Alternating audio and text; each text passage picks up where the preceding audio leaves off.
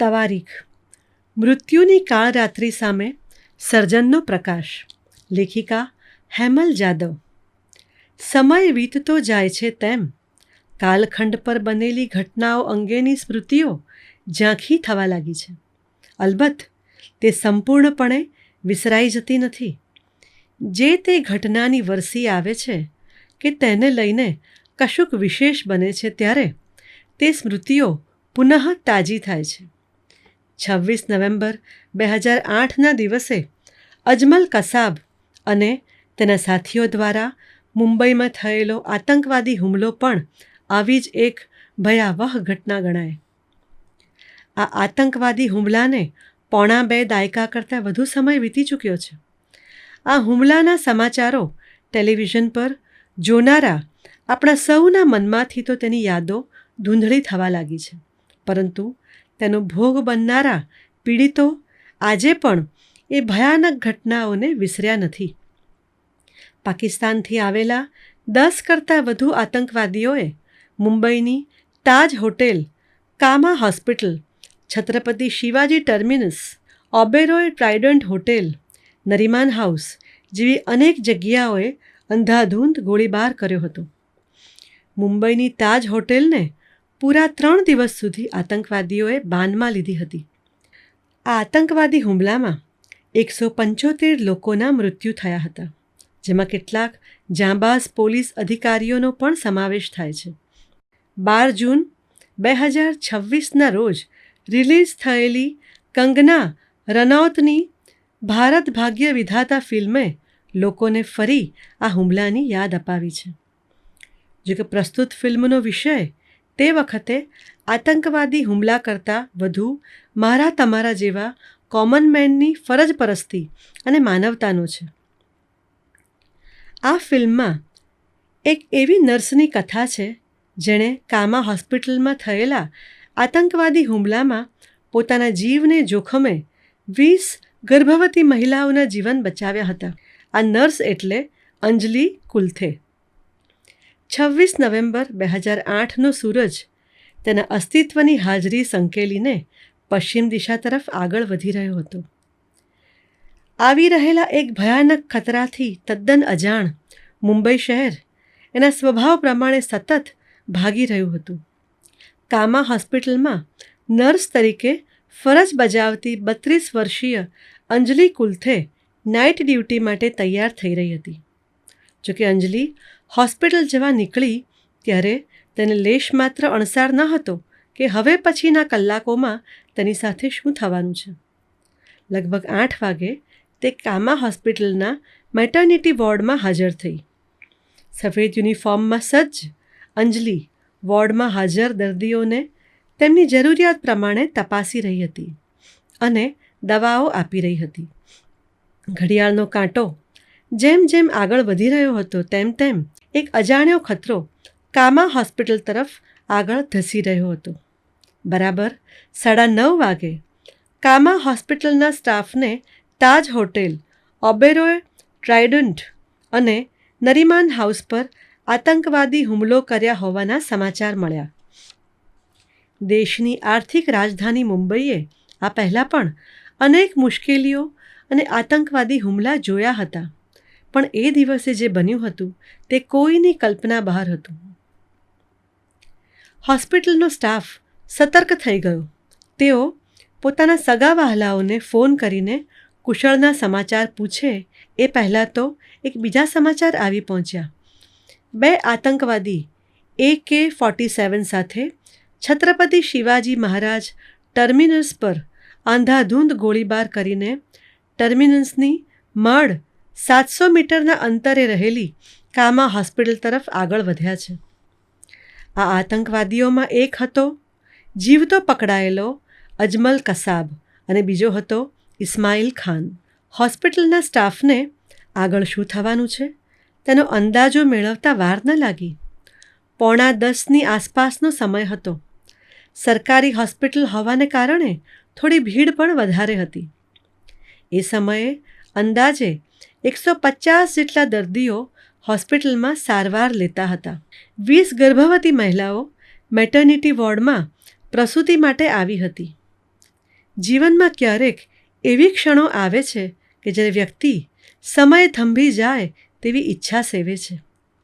હોસ્પિટલના તમામ સ્ટાફના મનમાં આ ઈચ્છા થઈ આવી, પણ જીવલેણ હથિયારો સાથે મોતનું તાંડવ ખેલવા નીકળેલા આતંકવાદીઓ સામે જાણે સમય હારી ગયો અને 10 વાગ્યાની આસપાસ હોસ્પિટલના પાછળના દરવાજેથી અજમલ કસાબ અને ઇસ્માઇલ હોસ્પિટલની અંદર ઘૂસ્યા અને મુખ્ય દરવાજા પાસે અંધાધૂંધ ગોળીબાર શરૂ કર્યો.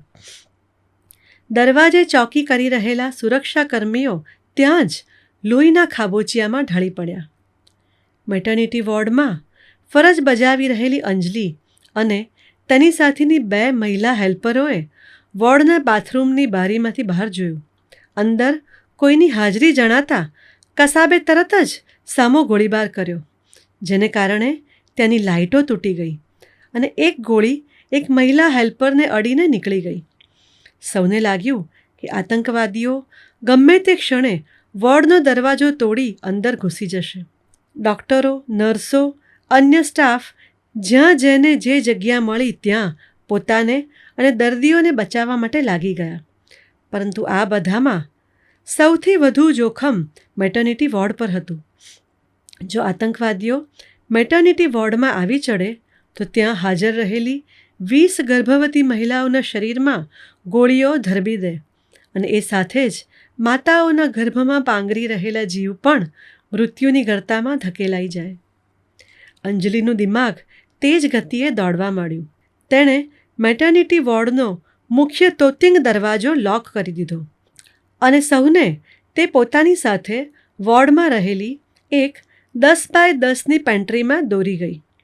આખા વોર્ડ અને પેન્ટ્રીની લાઇટો બંધ કરી દેવામાં આવી અને જરા પણ હલચલ કે અવાજ ન થાય તે માટે બધાના મોબાઈલ પણ સાયલન્ટ કરી દીધા. બહાર હજુ ગોળીબાર ચાલુ હતો. આતંકવાદીઓને પકડવા હોસ્પિટલમાં પોલીસની ટુકડી પણ દાખલ થઈ ગઈ. એક પછી એક કરતા આતંકવાદીઓ હોસ્પિટલના છેક 5મા માળે જઈ પહોંચ્યા. જીવનની આશા લઈને આવેલી ગર્ભવતી મહિલાઓ મોતને સામે જોઈને થથરી ગઈ. ગર્ભાવસ્થાના તણાવની સાથે ડર અને એન્ઝાયટી ભળ્યા. અંજલિ કુલથેએ તેઓને હિંમત બંધાવી અને આશા જગાવી કે બીજા દિવસનો સૂર્ય નવી આશા અને નવું જીવન લઈને આવશે. બરોબર આ જ ક્ષણે એક મહિલાને પ્રસવ પીડા શરૂ થઈ. તે મહિલાનું બ્લડ પ્રેશર સખત ઊંચું જઈ રહ્યું હતું. આવા સમયે તેની પેન્ટ્રીમાં નોર્મલ પ્રસૂતિ કરાવવી મુશ્કેલ હતી.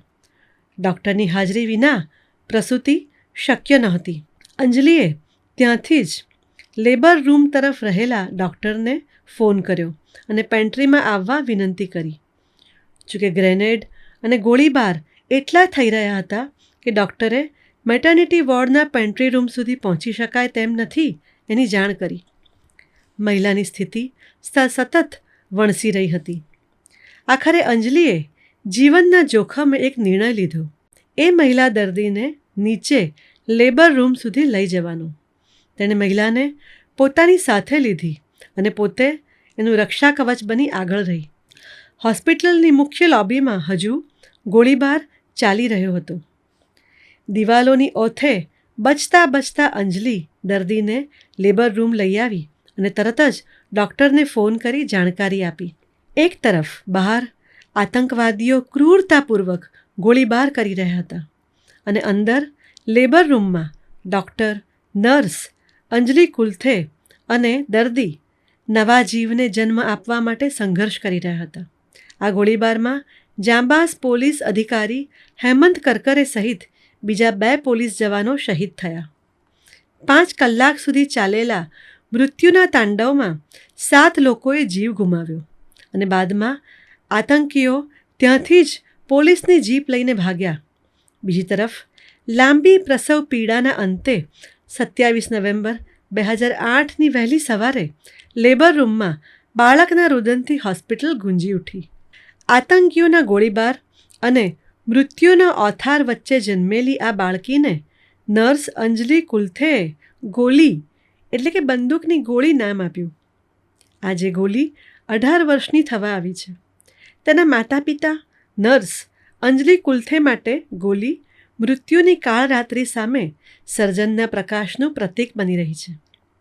એ પછી જ્યારે અજમલ કસાબની પોલીસ સ્ટેશન અને કોર્ટરૂમમાં ઓળખ કરવાની હતી ત્યારે પણ અંજલિ કુલ્થે નિર્ભીક રીતે કસાબની સામે હાજર થઈ હતી અને તેની ઓળખ કરી હતી. કસાબને ફાંસી આપવામાં અંજલિની આ ગવાહી ઓળખ પરેડ મહત્ત્વની સાબિત થઈ હતી.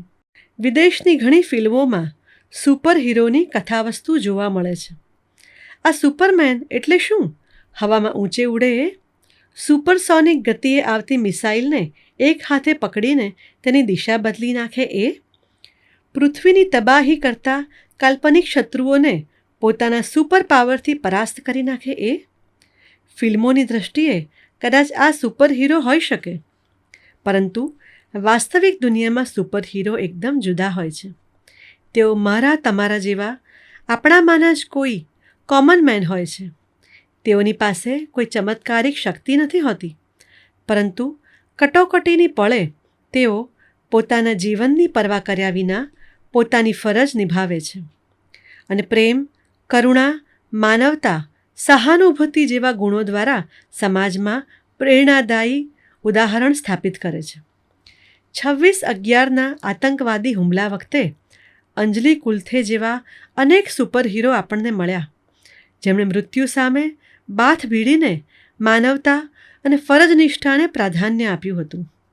આ યાદીમાં તાજ હોટેલના સ્ટાફના Karambir Singh Kang, Mallika Jagad, Thomas Varghese, RPF constable Jillu Yadav, assistant sub inspector Tukaram Ombale વગેરેનો પણ સમાવેશ થાય છે.